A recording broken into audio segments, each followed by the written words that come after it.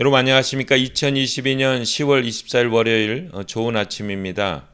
오늘 매일 한 절 큐티 본문 말씀은 사무엘하 21장 1절부터 14절까지 말씀입니다. 말씀의 제목은 기근의 원인과 해결입니다.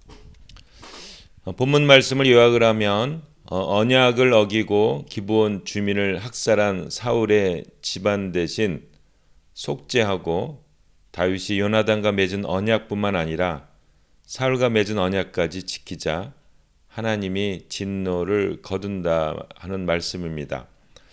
오늘 제가 묵상하는 큐티는 좀 길지만 21장 12절 한 절 말씀입니다.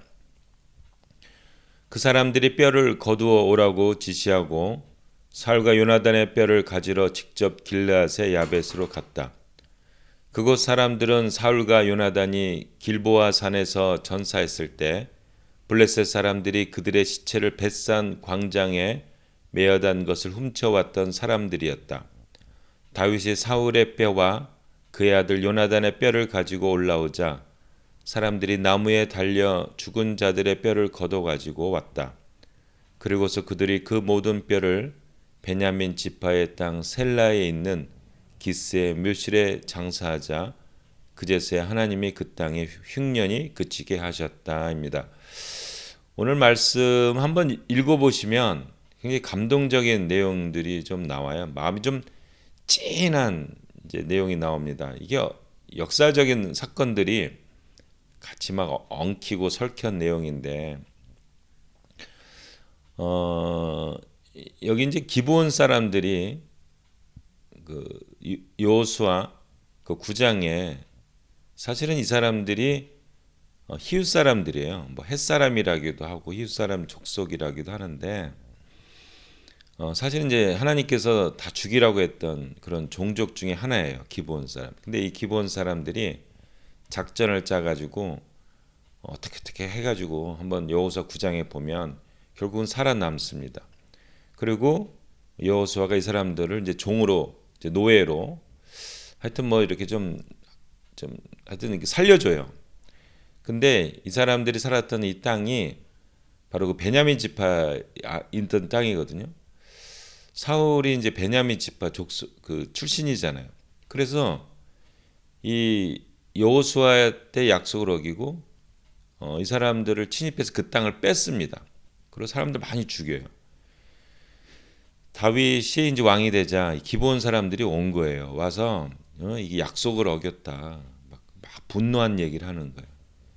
그러면서 사울의 후손들의 그 자손들을 달라. 그래서 우리가 나무에 매달아 죽이겠다. 막 이런 식으로 해서 하니까 근데 이때 막 흉년이 많이 들거든요. 가뭄이.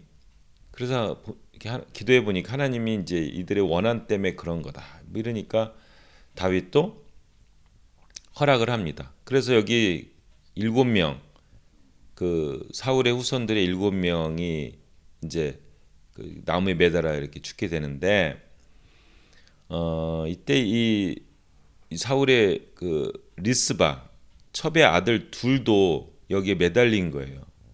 그 그림 좀 보이세요? 그럼 보이면 엄마가 막 이렇게 막 나무 끝으로 막 이렇게 새를 쫓잖아요. 성경에 이렇게 나와 있어요. 뭐라고 나와 있냐면 10절에 보면 이 아이의 딸 리스바 이게 이제 사울의 첩인데 이 첩의 두 아들이 죽어요. 이름이 알모니와 이제 무비보셋이란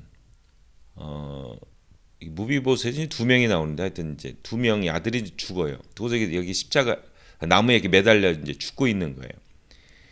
그래가지고 이 여자가 그 낮에는 공중에 새가 앉지 못하게 하고 그래서 막 이렇게 흔들면서 이렇게 막 흔들면서 새가 못 앉게 하고 밤에는 또 거기에 지켜서 가지고 불로 막 지켜서 가지고 들짐승이 범하지 못하게 막 지키고 있는 거예요. 막 비가 오나 눈이 오나.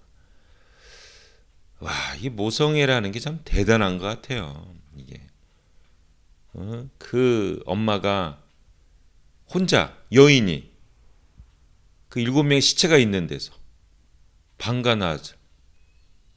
와, 와, 이거 뭐 대단하죠. 그러니까 이제 다윗이 이제 이걸 듣고 이제 이 모든 약속을 다 처리를 해요. 이제 사울과 요나단이 그 길랏 야베스 요단 동편이죠. 거기에 이제 있었는데 이제 그 시체를 이제 가져오고 그 다음에 이 7명에 있던 그 나무에 매달렸던 시체도 다 내려와 가지고 그래가지고 그 기스의 묘실, 그러니까 이 가족 묘지죠. 이 가족 공동 묘지에 다 장사를 하게 됩니다. 거기서 그때서 하나님이 그 땅에 흉년이 이제 그치게 하는 내용이에요. 여기에는 이거 누가 소설 써도 참 좋을 것 같은데, 하여튼 엄마의 큰 진짜 눈물겨운 그런 모습도 있고, 또 원수들을 이렇게 해결하는 어떤 이런 것도 있고, 그다음에 이게 막 그 사울의 그 식구들이 막 흩어져 있는 시체들 한 곳에 모여서 깨끗이 마무리 짓는 이런 것들이 한꺼번에 겹쳐져 있습니다. 이걸 보니까 참 배우는 것들이 참 많습니다. 그 하나님이 이제 그 가뭄을 막 일으키거든요. 기근을 일으키면서 3년 동안. 그러니까 무슨 문제가 있는 걸 알게 하신 거죠. 그래서 하나님은 어떤 모든 문제들을 이렇게 깔끔하게 해결해 주고 싶은 마음도 있으셨고, 또 그런 가정에 또 기본 사람들의 어떤 그런 원한도 풀어주시고, 또 그러한 과정에 또 자식들이 죽어서 엄마의 그 모정이 더 나타나는, 낮에 그 새들하고 싸우고 밤에 들짐승들이 오는데 얼마나 무섭겠어요. 혼자 거기서도 불을 지펴가지고 또 시체들을 못 먹게 또 싸우고. 이게 인간들의 모습인 것 같죠. 우리의 삶의 모습인 것 같습니다. 우리의 삶에는 이러한 것들이 다 뭉쳐져 있는 거예요. 원한도 해결해야 되고 엄마의 모정도 나타나고, 이런 인간 세상이죠. 그러한 가운데 또 이렇게 문제들을 해결하기 원하시는 하나님의 모습이 보이고, 우리의 삶은 어떻습니까? 뒤죽박죽입니까? 우리 하나님은 질서의 하나님입니다. 그 창조도 첫째 날, 둘째 날 이렇게 이렇게 창조하시잖아요. 질서를 이루기를 원하시는 주님. 그러한 가운데 또 하나님이 주신 모성애가 발휘되는 모습, 그러한 것들, 문제를 깨끗하게 정리하기를 원하시는 또 하나님, 또 그것을 순종하는 다윗, 여러 가지 우리의 인간 사례가 오늘 드러난 말입니다. 우리 한 주 살면서 우리 뒤죽박죽된 우리 인생들이 하나님의 놀라운 은혜 가운데 질서로 지켜지기를 원하게 되고요. 원수도 어떤 그런 원한 문제도 해결하게 되기를 원하고, 또 그러한 가운데 어머님의 모정이 드러나는 이러한 삶을 살 수 있기를 기도합니다. 한번 읽어보시면요, 아주 은혜가 됩니다.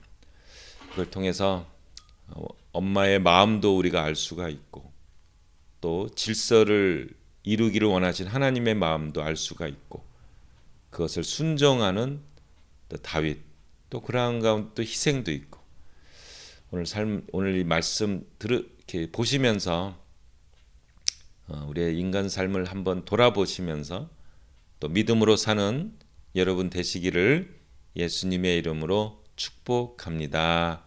아멘. 꼭 읽어보세요. 사무엘하 21장입니다. 아멘.